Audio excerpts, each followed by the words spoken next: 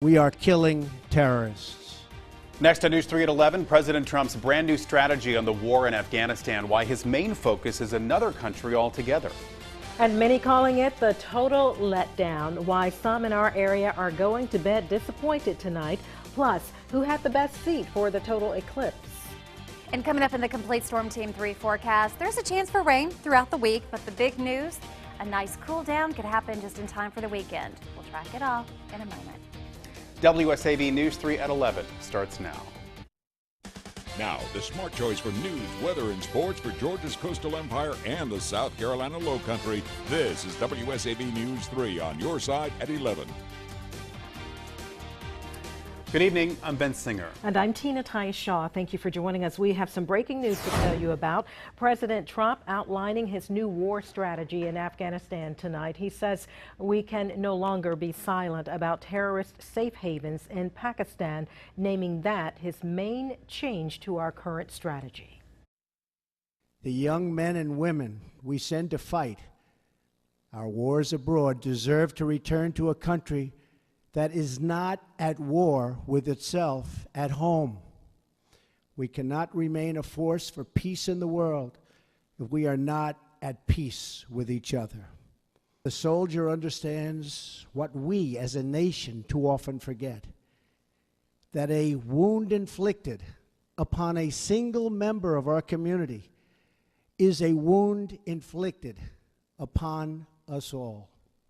Defense Secretary Jim Mattis says the U.S. will increase troop numbers overseas and that together we will assist the Afghan security forces to destroy the terrorist hub.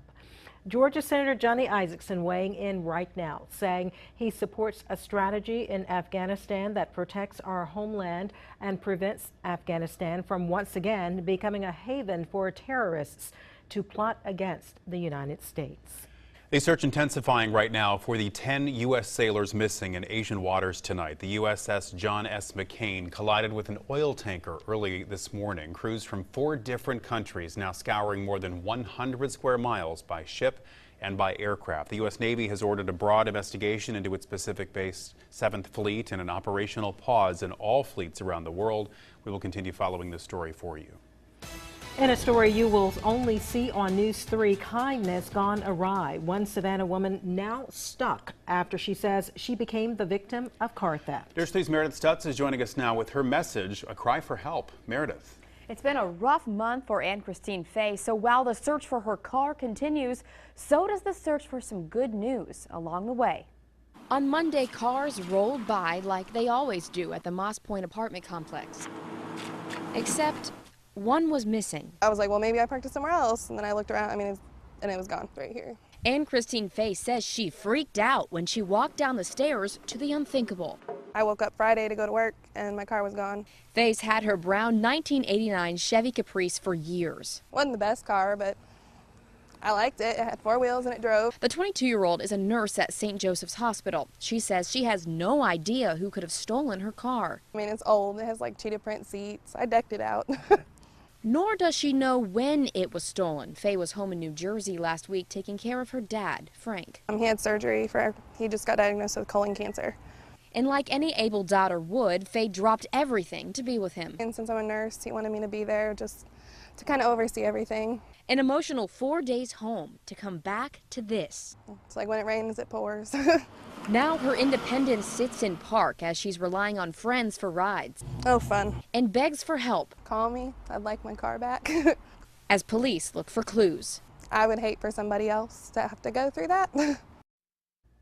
Now, this isn't the first suspected car theft the complex has dealt with, but now Metro Police is currently working with Fay to go through security camera footage. But if you have seen her car, call police. Here's another look at it. It's a brown Chevy Caprice with New Jersey license plates. Meredith Stutz, WSAV News 3. All right, Meredith, thank you. New at 11, one of Georgia's beloved police chiefs set to retire in just weeks. Glenn County's Matt Doring has served in the same department for 33 years. Doring started his career in coastal Brunswick and was named police chief in 2003. And Doring called his police career a joyous experience and says he plans to continue serving his community as best he can. Doring plans to leave his post in September and we certainly wish him all the best. We turn to a developing story now. 2 shootings in Garden City in less than 24 hours. Police say 29-year-old Rashid Jasper was shot at Chatham City Apartments Friday night, later died at the hospital. Police still searching for that suspect, as well as a stolen 2016 or 17 Chevy. If you have any information, call police. And just hours later, another deadly shooting nearby. 41-year-old Juliet Montoya was found shot to death Saturday on Old Dean Forest Road. Several agencies, including the FBI and Homeland Security, searched a property yesterday in Effingham County. 4 people taken into custody, 1 person now facing charges. Investigators say the men in question all worked with the victim. News 3 will continue to follow this case for you. It's been 2 years since the tragedy at Mother Emanuel AME Church in Charleston. 9 people were killed that day by 23-year-old Dylan Roof, the daughter of one of the victims, now speaking out in Savannah about her loss. I want you to hug 3 persons right next to you. Tell them it's going to be all right. Reverend Sharon Reicher spoke during services this weekend at Asbury Memorial United Methodist Church. Her mother, Ethel Lance, 2 cousins, and a childhood friend died in that mass shooting. Reicher has traveled across the nation talking about her personal journey of loss and forgiveness. But here I was, still understanding my faith and my belief in God, that we as human beings don't have the right to take a life of someone else, even the life of my beautiful mother and my cousins. Reicher says she hopes to continue inspiring and empowering people all across the nation. Continuing coverage now, a controversial issue up for debate again this week. Bar and restaurant owners will speak out about the city's alcohol beverage ordinance and what changes they believe need to be made. And many complain they've spent a lot of money on bar cards that aren't being enforced. Well, the ordinance requires bartenders, servers, even pedicab drivers to purchase the bar cards. They cost $45, and you also have to take an online safety class. But many bar and restaurant owners complain, saying the city isn't enforcing their use. Even the city admitted they should spend more time making the ordinance clearer. Well, you'd have 2 opportunities to speak out about this alcohol ordinance. They're both happening on this Wednesday at the Savannah Civic Center. One will be at 2 p.m. and the other later at 6. Everyone is invited. The council will soon vote on the newly revised ordinance, possibly in early October. And new tonight, some of the people in our area who tried to take in the total eclipse say, well, the event was a total letdown. Eclipse viewing glasses rendered useless by the clouds out there today. And as News 3's Martin Staunton reports, many on Tybee Island were disappointed, one calling the total eclipse by a different name. Hopes were as high as kites in the skies that somehow a break would appear and the total eclipse would be totally awesome on Tybee Island. It's going to be cool. It'll be different. I've seen my share of lunar eclipses too, and those are cool. I was pretty much hoping that I would see the full eclipse and everything. It's really good to be a part of it. It feels really special. I'm excited to see it. Many here on Tybee had the hope of mixing a day at the beach with a once, maybe twice in a lifetime event. So a lot of people here on Tybee Island rolled in to check out the eclipse, but Mother Nature had other plans, and we got the kind of sunblock that only nature can provide. The cloud cover veiled the celestial event on the shores of Tybee, but apparently not for all. And you could see the quarter of the moon covering the edge of the sun. And then it started getting darker. The wind started picking up, the waves started picking up, the water started rushing toward us. It was amazing. Not so amazing to others. I missed it actually because I was doing something else. It got too cloudy with the clouds over them, so I didn't get to see much. I missed it. I put on the lovely glasses that were given to me, but the waves started kicking up, so I went and played in the water instead of trying to pay attention to it. And you missed it? Uh-huh. I was all about the water. Some of the younger people hoping to take in the eclipse came ready in custom masks for their protective eyewear, but it didn't live up to the hype as a major event. And we saw it kind of like a minor eclipse. It was a minor eclipse at Tybee? Kind of. It was kind of minor for a man with major eye protection. It seemed more the weather event than a total eclipse of the sun. With clouds, it just felt like another thunderstorm passed by Tybee. Yeah. But you came prepared. Show them what you brought, just in case. Safety is the most important. Safety. Reporting on Tybee Island, I'm Martin Staunton, WSAB News 3. So Martin says that virtually everyone we spoke with said their disappointment did not eclipse the fun they had spending a Monday afternoon at the beach. People of all ages came out today in Savannah hoping for that once-in-a-lifetime look at the eclipse. At St. Andrew's School on Wilmington Island, well, News 3 got to experience the event through the eyes of a child. 400, in fact. The school stayed open and brought all the classes out to watch. Despite the clouds, everyone we spoke with was excited about what they did get to see. It was like red, like a fiery orange. Yeah, it was like a fiery red, and then like there was a shadow over it. It was really cool. I haven't seen it before. We first looked through the glasses and everybody's like, oh, I can't see, I'm blind. And then we looked up and you could see it was like at it's the reddest moment that I've ever seen it. It was like this crescent and it was like blood red. It was amazing. And the students are looking forward to the next total solar eclipse in 2045, hopefully without as many clouds. In the Lowcountry, people were able to see almost 98% coverage. These are photos from Jorge at Bluffton Church of the Cross today. News 3's Stassi Olmos was at Hunting Island State Park, where quite a few people spent the afternoon lounging on the beach in their solar eclipse glasses. Oh, it's magical. It's magical. That was unbelievable. This is my daughter, Nicole Hussey, and this is our second total eclipse to experience together. Our first was in 1970 when she was just 3 years old. So she came from North Carolina to have another event with Mommy. Oh my gosh, I can see it. I've never seen a total eclipse. Wow, did that go fast. Okay. This was like, it's here and I'm going. And here I am. You just have to have the gear if you're going to come do this, right? There you go. T-shirt, souvenir, glasses, we're set. Be partial. Yeah, that's not clouds. That's the moon coming in from the... Well, this is the first one. Yeah, first one. Probably my last. Definitely my last. So we drove up here from Ponte Vedra, Florida, just yesterday. One specifically just for this. Yesterday we went to the Nature Center and made eclipse shirts. We did black for the middle, and we did orange and yellow for the rays. How it was like gonna be so risingly, and I'm excited about like eclipse. That's what this stuff. It was actually the moon coming in front of the sun. To me, the coolest thing is how small you really are. We have a model here of how big the sun is compared to the earth, and it's crazy. And I've just been seeing things. Love the brother and sister pair, though. That was funny. Of course, we weren't the only ones enjoying this big event. Next on News 3 at 11, from Oregon to South Carolina, we'll show you who saw it best. Plus, where you can expect delays during your morning commute tomorrow. And coming up in the complete Storm Team 3 forecast, we're going to get a break from this extreme heat. In the 7-day, you could get the relief just in time for the weekend. And we'll track it all after the break. You're watching WSAB News 3 on your side at 11. Ben Singer, Chief Meteorologist Chris Allred, and Greg Talbot with sports. WSAB News 3 honored with 4 Edward R. Murrow Award, including 2 for coverage of Hurricane Matthew.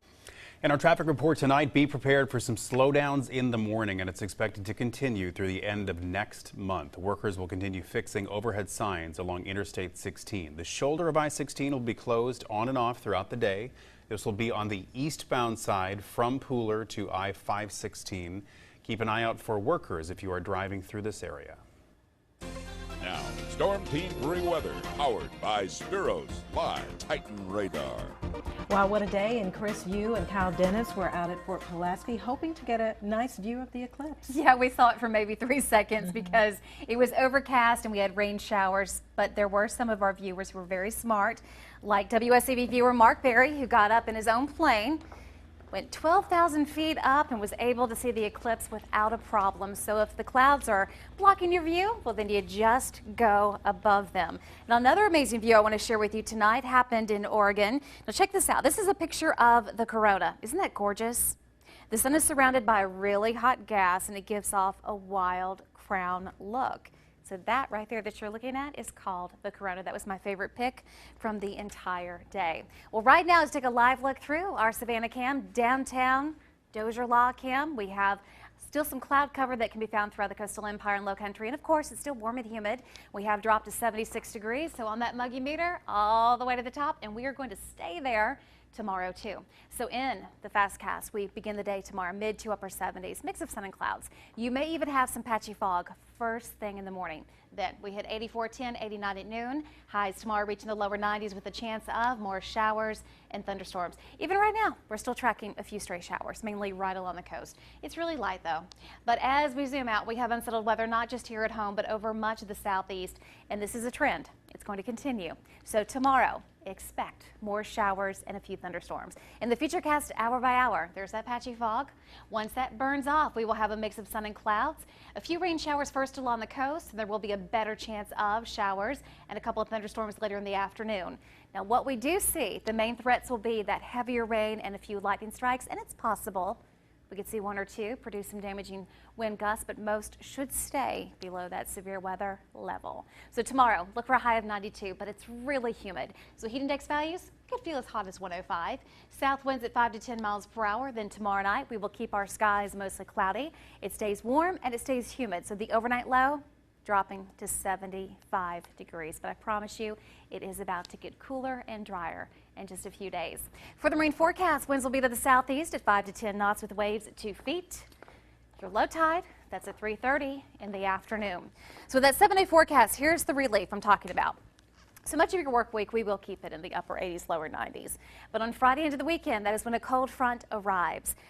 But not just see our highs back off to the mid to upper 80s, it's the overnight lows I want you to look at too. Sunday and Monday morning, look at how we drop to the upper 60s. That's huge. So that means our dew points will drop to the 60s. Right now, they're mid to upper 70s, and that is why that muggy meter is all the way to the top. Oh, lows in the 60s, got to break out the coat. Hey, right, we're going to cool down. All right, thank you, Chris.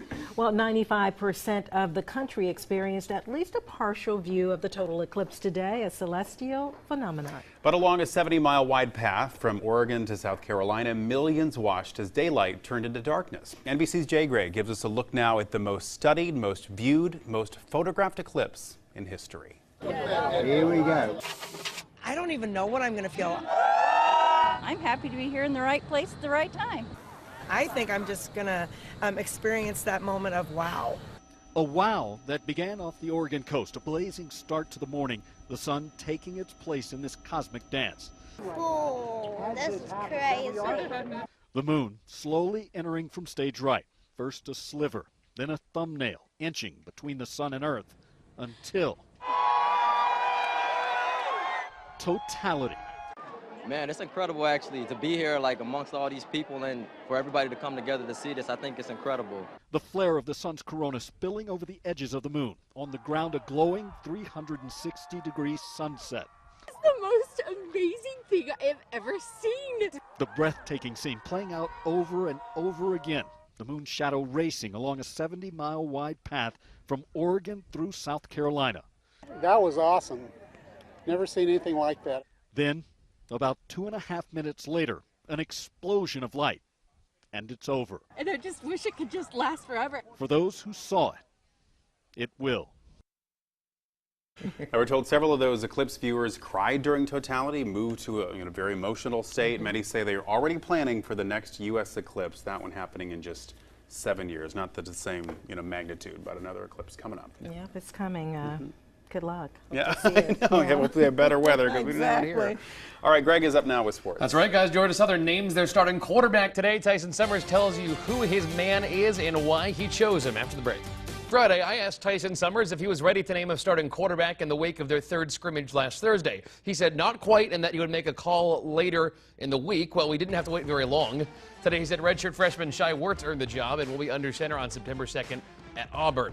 Now, he was taking first-team snaps at the spring game all the way back in April, and even then, Summers seemed to be favoring him over LeBaron Anthony on the depth chart. From what we've seen, he looks to be far more comfortable running the option offense, although LeBaron does still look better throwing the ball. Here's Summers in his new QB1.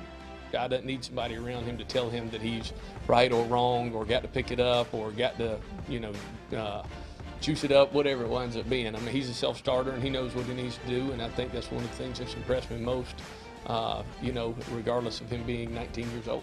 I was eating, I checked my phone, I had like 15 Twitter notifications, so it felt good, you know what I'm saying, all the hard work I've been putting in, it's finally paid off. I called my mom and she just went crazy, so I'm glad that she's proud of me, and can't wait to tell the rest of my family. New offensive coordinator Brian Cook also took the podium today, and although he's happy with how he's been implementing the option offense since he came over from Georgia Tech, in his mind there is still a lot of work to be done in the next 13 days before his guys play at Jordan-Hare Stadium. To say that it's a complete product right now, I would not. I would hope there's more things that we can grow and build upon. Probably 2009, we were all under center where I was coaching, and then each year we kind of progressed with the shotgun package and how we tried to grow slowly with it so you don't lose an identity, so you're good at something. And so I think you just need to be smart about the rate of growth. At the high school level, teams from Georgia started their seasons on Friday night, and tomorrow we start a new season of the Tuesday Blitz Countdown football talk show live on the WSAV-CW. Tomorrow at 6:30, we're diving into the biggest games and individual performances from last weekend and previewing the most important matchups for the upcoming week. We have writers from the Savannah Morning News and broadcasters from ESPN Radio Coastal on the panel, so make sure to join us for that. And this Friday night, the Blitz crew is headed down to Hinesville for the best game in this part of the state this week. The Friday night Blitz game of the week live telecast will be Bradwell Institute at Liberty County. Now, this game has a lot of interesting questions, but this is the big one. Does Liberty County still have major firepower after losing two of the best players in school history, Jalen Frazier and Richard LeCount? We'll find out at 7:30. Live on WSAV-CW. I am meeting with both coaches from both schools tomorrow morning, guys. I'll be interested to see what Kirk Warner has to say about that. And we need the crowds to come out. That'll be a big crowd then. All right, thank you, Greg. A final check of the forecast with Chris is up next. Plus, we see the cutest eclipse celebration in the country and the funnest. You're watching News 3 on your side at 11:59. What's trending tonight? An eclipse baby born just up the road, and her name, Eclipse. This little cutie was born this morning at Greenville Memorial Hospital in South Carolina. She's 6 pounds, 3 ounces, and 19 inches long. Mom and Dad made a last-minute decision to name her Eclipse. And they called an audible on that one. Okay, Missouri, there are plenty of Eclipse babies, none born today that we know of, but the staff at St. Luke's Hospital in Chesterfield dressed up babies born over the last few days in these eclipse-themed outfits. So they even gave their families eclipse baskets filled with sun chips, moon pies, which we ate today, and eclipse gum. And as promised, singer Bonnie Tyler belted out her favorite line from Total Eclipse of the Heart on TV today. I need you more than ever, and if you only hold me tight. Hold me tight. That's probably illegal. Tyler sang that from a Royal Caribbean ship, the Total Eclipse cruise, where she performed her signature hit song Through the Path of Totality and the Moon's Shadow. That'd be kind of a sight. I bet that's going to be breaking all kind of regulations of the lighter on the TV Yeah, that's what I said. How did he get away with lighting a fire inside CNN? But anyway, Chris is back with the final check of the forecast now. Okay, we have a pretty good chance for more showers, thunderstorms tomorrow. High of 92. It's really humid tomorrow. Heat index could get all the way up to 105. We keep it hot most of the work week, but over the weekend, we get some heat relief. All right. Thank you, Chris. Thank you for staying up with us for this late edition of News 3 at 11. Of course, the Tonight Show is still coming up next. Have a good night, everyone. Good night. Night. What's up, Savannah?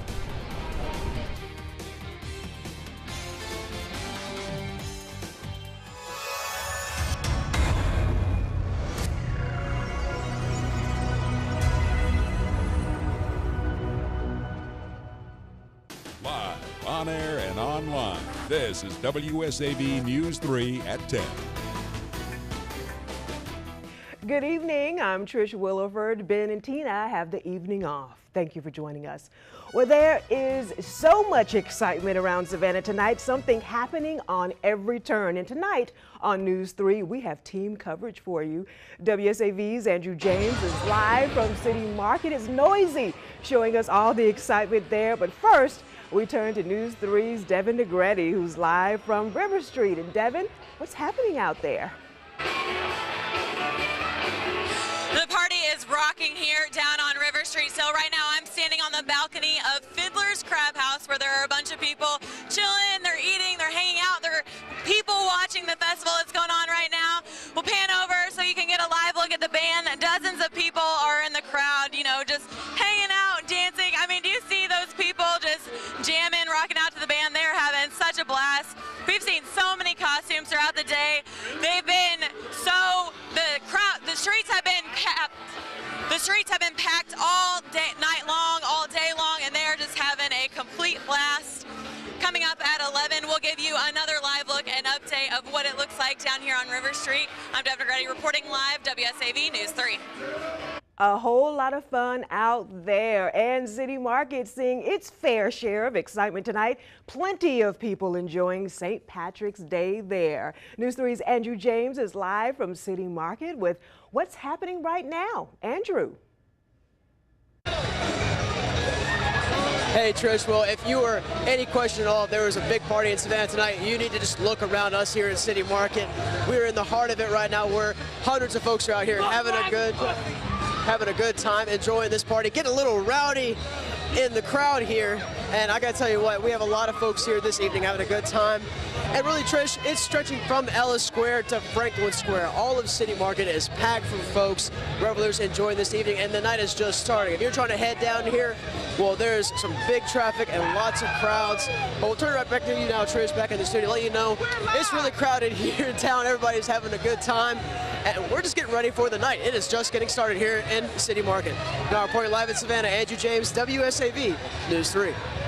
Andrew, I think you need a bodyguard out there. Be careful. We're taking a live look now for our Savannah cam out over River Street at the City Market, where that party, as we've seen, is in full swing. But there's a chill in the air tonight. Let's check in with Storm Team 3 meteorologist Lee Haywood for a first look at that forecast. Hey, Lee. Hey there, Trish. A much safer look down from the Hyatt. Taking a look down at River Street, and boy, quite a crowd having lots of fun. It looks like a blast down there. Look at all the people. And you know, the temperature is 51 degrees right now. Yes, it is a little bit cool. Matter of fact, you'll need the light jacket if you're heading out tonight, but not nearly as cold as yesterday at this time. As a matter of fact, you should take a look at this. Temperatures are warmer than 24 hours ago. 11 degrees warmer in the city of Savannah than this time yesterday. 19 degrees warmer in Statesboro, so it is a little bit milder out ahead of a cold front with a southerly breeze. Right now, skies are clear, a few clouds back to the west, but I think for the most part tonight, it's going to be clear, it's going to be cool. Again, you'll need the light jacket out there overnight. 46 degrees for the low in Savannah, 40s inland to about 50 on the coast. Quick check of that weekend forecast, looking pretty good. Much warmer, 76 tomorrow, and very pleasant going into Sunday as well. More details on the 7-day forecast, Trish, coming up in just a bit. All right, Lee, thanks a lot. You know, while it's a busy night for partiers in downtown Savannah, it's also a busy night for one special Metro Police unit. The alcohol beverage compliance team is out in force all weekend to make sure minors aren't being served and that those who've had too much get home safe. Our Andrew James followed them today and has this report tonight. Most of St. Pat's partiers will see police like this, with emergency vests on, making sure everyone stays safe through the party. People don't always make the best decisions when they drink, so we need to make sure that people are doing what they're supposed to be doing, and people aren't getting hurt, not drinking too much, minors not having alcohol.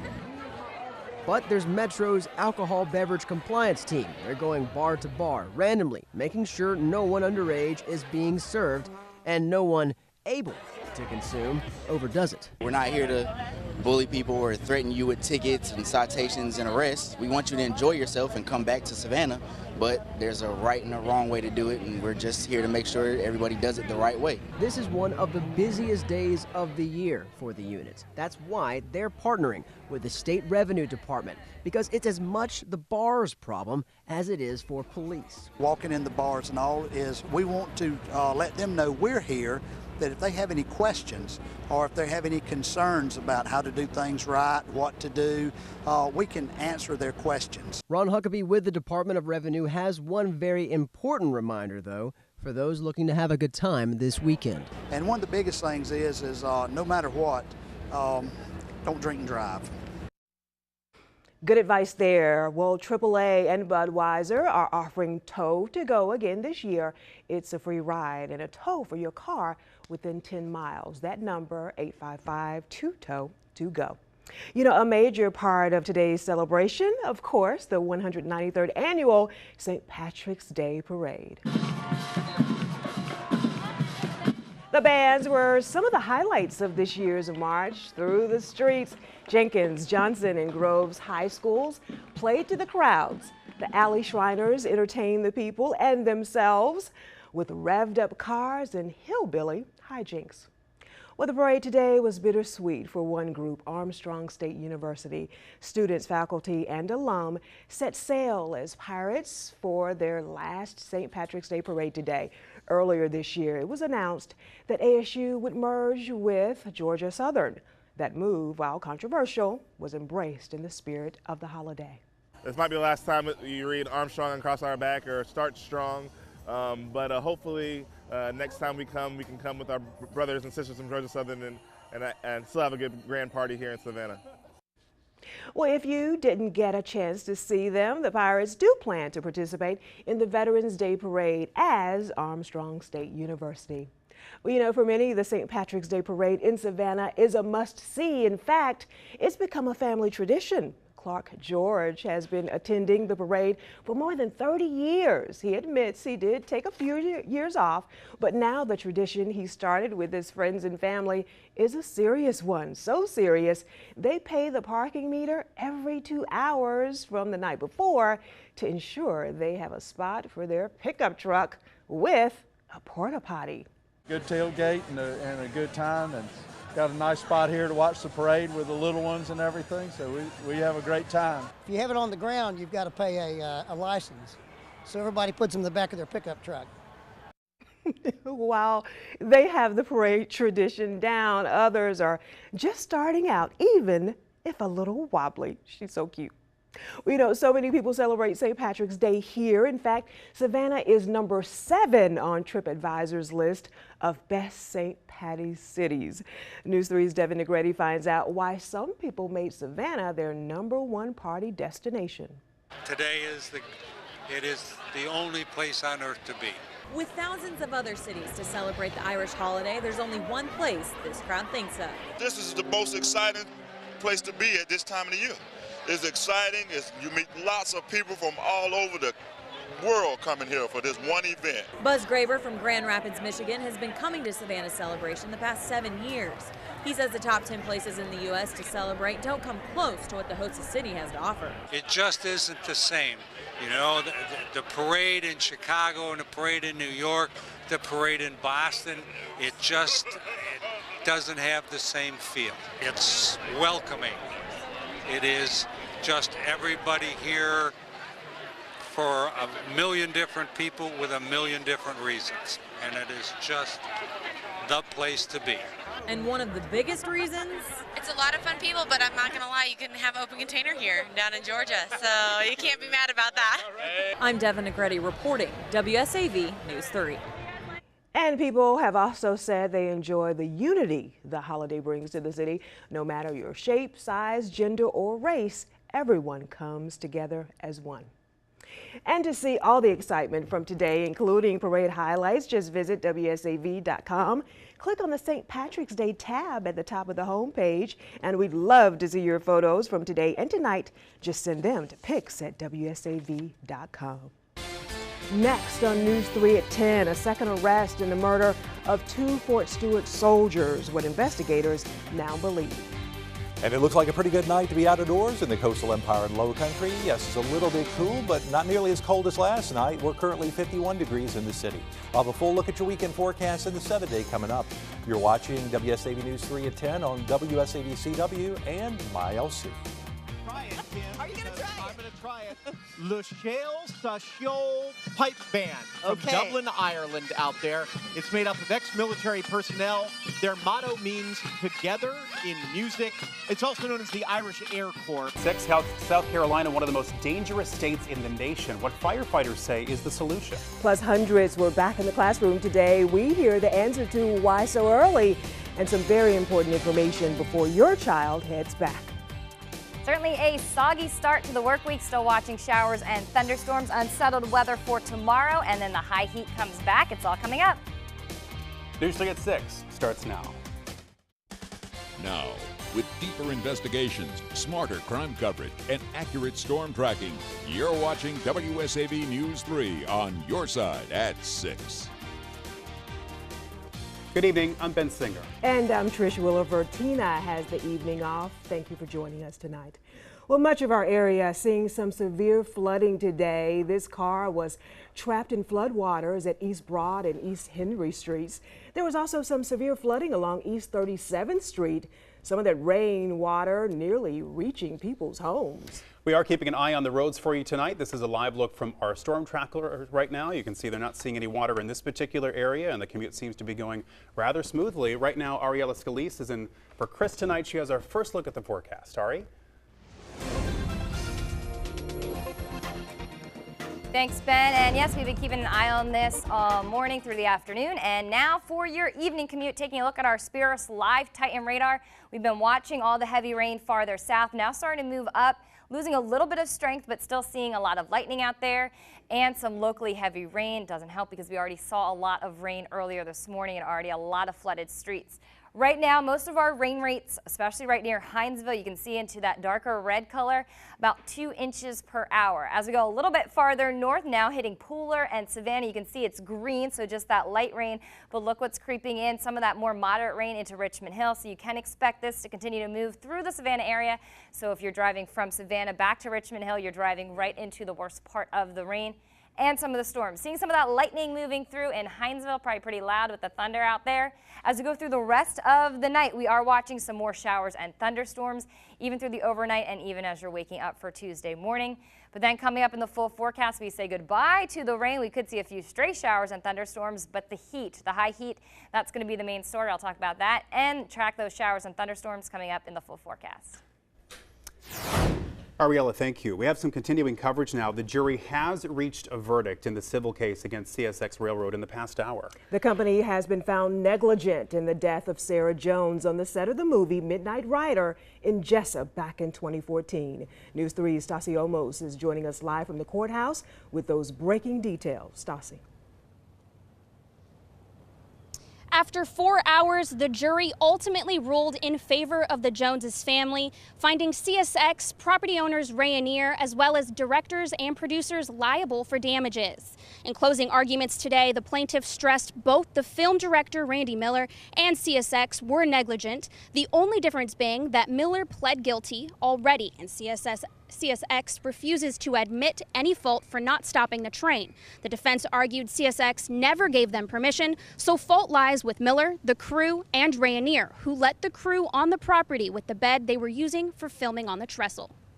7 seconds could have been the difference between a tragedy and everybody getting off that bridge, and all they had to do was hit the brakes. Nothing they did or nothing that anything that CSX did was a possible cause of the injury. It was the bed. The jury decided on nearly $2 million for pain and suffering, more than $9 million for the value of her life. That's everything that Sarah Jones would have made working as a camera assistant. Now CSX will pay 35% of that. 25% will go to Miller and 18% to Rayonier. The remaining to 12% to the producers. Reporting live from Chatham County Courthouse, Stasi Omos, WSAV News 3. Stasi, thank you. The GBI calling it a death investigation. The body of a missing boater found in Long County. Officials found 61-year-old Edgar Corbin around 1 yesterday morning on Cow House Lake. They tell us Corbin and a friend were on a boat that capsized, but his friend made it to shore safely. We will bring you any new updates.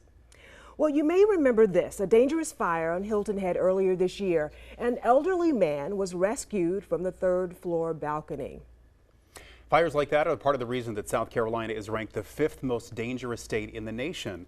News 3's Andrew Davis joining us live from Bluffton now with the one device firefighters say could make all the difference. Andrew? That's right, 5th worst, only lower in the south would be Mississippi at this point. But firefighters say lawmakers need to be put pressure on in this case because they're looking for a change in the policy when it comes to sprinklers. They say it makes a huge difference, not just in property, but in life. Statistically and nationally, there's never been a multiple fatality anywhere in the world in a building that's had a properly functioning sprinkler system. That goes back to the 1800s. There were no sprinklers back in 2003 at the Station nightclub in Rhode Island. Pyrotechnics set the club ablaze and led to 100 deaths. The hall was supposed to have sprinklers. Video from the National Institute of Standards and Technology shows they would have made a difference. Over and over again, we're seeing massive fire loss, massive damage in buildings that don't have sprinkler systems. Now, the buildings that do have a sprinkler system puts the fire out, well, that doesn't make the news. So people don't often see the victory of having a sprinkler system in the building like firefighters do. But South Carolina doesn't mandate sprinklers in their new construction. It's part of why Daniel Byrne of the Burton Fire Department says South Carolina consistently ranks in the top 10 in fire deaths, 67 this year alone. The people who are making up the most of the statistics who are dying in fires are the very old or the very young who might hear a smoke detector, but they can't evacuate on their own. And as for the thought that sprinklers all go off at once and do more damage to a home than fires and firefighter hoses might, in this case, size does matter. The average flow of a sprinkler head, 25 gallons a minute. The hose, 200 gallons or more. And for us to see buildings being built without putting sprinkler systems is like turning your back on the cure for cancer to the medical profession. It just doesn't make sense to us, and it's frustrating. Now, while sprinklers wouldn't have stopped this fire at the lakes at Edgewater, which displaced 17 people, it may have limited a lot of that damage. It also potentially could have lowered the insurance rates, which go down as much as 15 or 20%. So why not do it? Well, builders say simply it's too expensive to put in the new construction, and homeowners don't want to pay it. But all the firefighters say is simply, what price can you put on the cost of a life? Andrew Davis, WSAV News 3.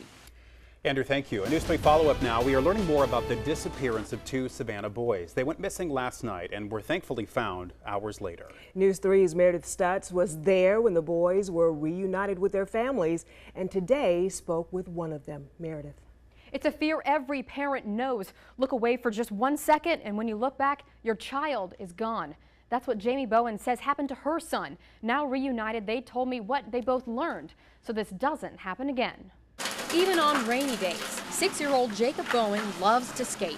But for a few hours on Sunday night, the sound of his skates were silenced. I ran off. He didn't tell us where he was going. Jamie Bowen says around 5 o'clock she was outside their Fraser apartment on MLK Boulevard watching her son Jacob play with a friend. He was like right over here. And then I turned my back for a minute like this towards the door. And then when you looked back, no one was there. Yeah, when I looked back, they were like... Jacob and his 9-year-old friend were gone. Jacob has Asperger's and ADHD. His mom says he has a history of wandering, but this time felt different. He usually tells us where he goes, and this time he didn't. Bowen called police, which launched an hours-long search. I was freaking out. Finally, about 8:30, both boys were located at this nearby YMCA, about 10 minutes walk from home. To the YMCA pool, I snuck in. After a ground and air search, the boys were reunited with their families. When you got out of the police car, what was that moment like? I was like, I felt better. It's like a good feeling. Now Jacob says he never plans to run away again. Because I could get hurt and she doesn't know where I get hurt at. And Mom also learned a lesson she now shares with all parents. To not turn my back one time, because one time can turn into what happened yesterday. Now, I asked police why they never put out the word out about the 9-year-old missing, and they said because he was never officially reported missing like Jacob was. And they found out about the other boy while investigating. So an important reminder that if your kids go missing, call police immediately. Meredith Stutz, WSAV News 3. Meredith, thank you. Believe it or not, hundreds of students in Chatham County went back to school today. Otis Brock Elementary opened its doors for the first day of class. News 3's Courtney Cole spoke to the principal to find out why they're going back so early. It may be a rainy and dreary day outside, but inside the walls of Otis Bright Elementary School, students, teachers, and Principal Selena Ruth Gillens are excited for a new, fresh, earlier start. The extended year calendar is designed that we bring our children back early, so we limit the time that they're home and we limit the time that we have summer learning loss. Gillens says this is the first year any school in the district has done this. And if all things goes well, it may lead to an opportunity for other schools in the district to have this opportunity. This new method coming into place after the school landed a spot on the chronically failing schools list based on their performance in 2016. I assure you we will come off this list. We have 3 years to do it. We'll probably do it in a little less time. And when I asked her how she was going to make this happen, she told me, the plan is being in classroom. I am the instructional leader along with my assistant principal. We will be in classrooms. We have support for our teachers. We have 3 academic coaches, and we're also fortunate to have a school improvement specialist in our building along with a behavior intervention teacher. Which Gillens says is a part of her plan to establish expectations and ensure high accountability.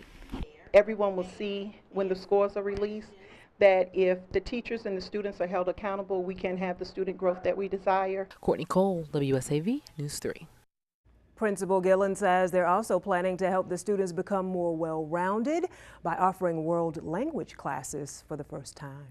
If you have any questions at all before your child gets back in the classroom, you can ask News 3's Meredith Stutz. Visit WSAB.com and click on the Back to School Headquarters banner at the very top. There you will find a form that you need to fill out, and Meredith will answer your question directly. All right, we're going to take a final look at our traffic update. You might have found yourself having to go a different commute home because of the flooded roadways. Right now we're looking at Truman Parkway to Johnny Mercer, about 5 minutes, and Truman to Tybee. That's going to take you about 21 minutes unless you live on Tybee. That's probably the only reason people are going out there. Certainly not a good beach day. Lots of clouds out there, and we are tracking more showers and thunderstorms moving through the coastal empire and low country as we go throughout the rest of the evening. Still some lightning out there and some pockets of heavy rain. I'll have it coming up in the full forecast. All right, thank you so much. We will see you then. Next on News 3 at 6, something that should be at the top of your to-do list before the kids head back to school. We learn more about a possibly life-saving precaution. You're watching WSAV News 3 on your side at 6.